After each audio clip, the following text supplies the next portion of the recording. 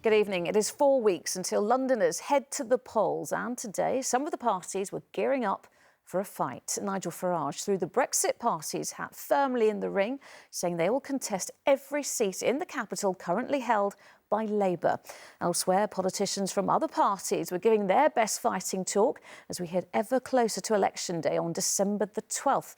Our political correspondent Simon Harris reports.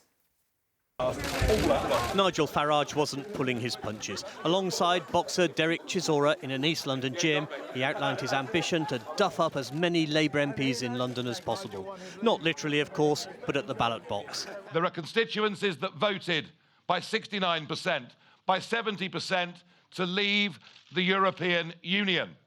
They are now represented by Labour MPs. Mr Farage insisted the Brexit party would field a candidate in all 46 London constituencies held by Labour. In this part of London, I think we've got a seriously good chance. Do you really think you can take Barking off Margaret Hodge, Dagenham off John Cruddas? If you'd said that to me a couple of years ago, I'd have thought, gosh, that's really a bit of a big ask. But just look at how politics are changing in the most extraordinary ways.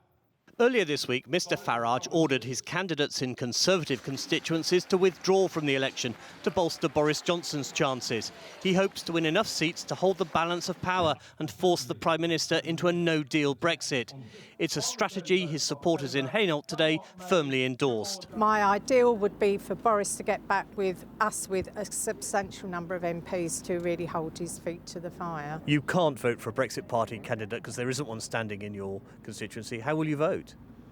Struggling, really struggling. I can't vote Conservative. I'm Labour through and through, but I feel very let down and I feel I have to vote for the Brexit Party. Mr Farage wasn't the only politician sparring today. Liberal Democrat leader Jo Swinson could be found in a ring at Hornsey.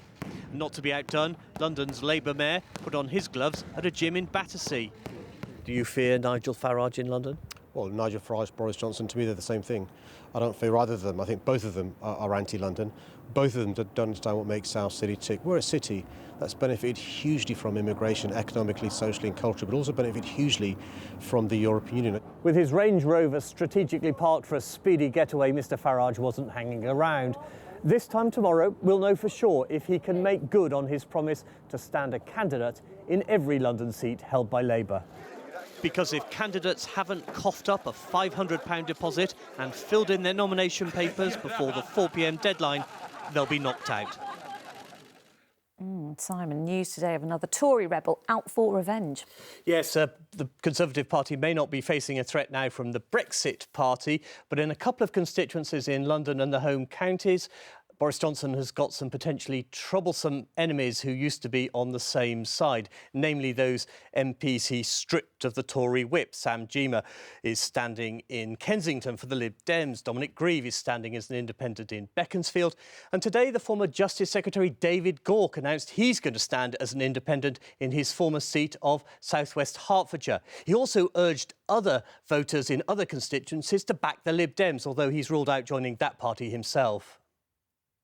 I wish the Liberal Democrats well in this general election. I hope that long-standing Conservatives look at the options and do lend their support to the Liberal Democrats in many seats. But I consider myself to be a Liberal Conservative. I don't think it would be credible for me at this point to jump ship and leave one party and join another just before a general election. And I think I'm better placed in the particular circumstances in my seat to run as an independent. Mr Gauke has set himself quite a challenge, Lucrezia. When he won the seat for the Conservatives in 2017, they had a majority of almost 20,000. He needs to convince an awful lot of voters to back him, not his old party. OK, Simon, thank you.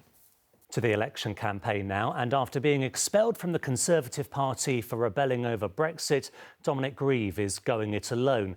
He's standing as an independent in Beaconsfield, the constituency he's represented as a Tory since 1997. But can he persuade voters to go for personality over party?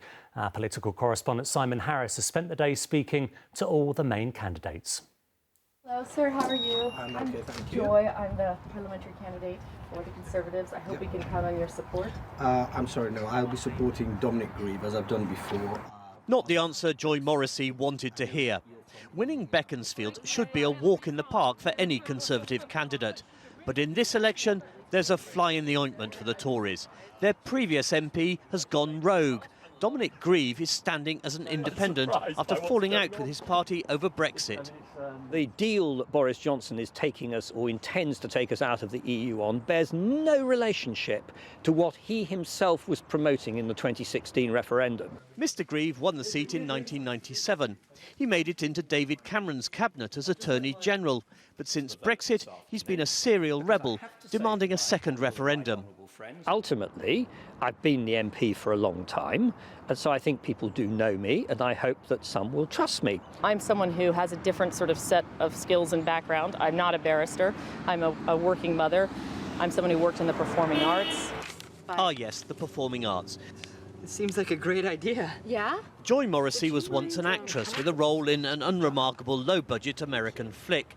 But after moving to London, she turned to politics. At the last election, she stood unsuccessfully in Ealing. Now she hopes to win Beaconsfield for the Tories. What's Beaconsfield famous for? Well, I'm not sure that Beaconsfield is really famous for anything other than being very, very rich. Alexa Collins is the Labour candidate. She lives and works locally and is appalled that Buckinghamshire still has the 11 plus. Where you have people with lots of money, they will pay for private tuition, which is what enables their children to pass the test to get into grammar schools. This is not a fair access to education. 2 years ago, the Liberal Democrats came a poor third in Beaconsfield with less than 10% of the vote. This time, there is no Lib Dem candidate. Instead, the party is backing Dominic Grieve. In reality, this is going to be a two-horse race between me and the Conservative candidate. The vote for Dominic is actually going to lead to another person on the opposite side of the benches, so it's technically a vote for Corbyn. Who's going to win this, Joy Morrissey or Dominic Grieve? Well, I'm going to win this, obviously. At any other time, no one outside Beaconsfield would be remotely interested in an election in this safe Tory seat. But this time, the result is anything but predictable. Simon Harris, ITV News, Beaconsfield. This is the full list of all the candidates standing to be MP for Beaconsfield in the general election. Voters, of course, take to the polls on Thursday, December the 12th.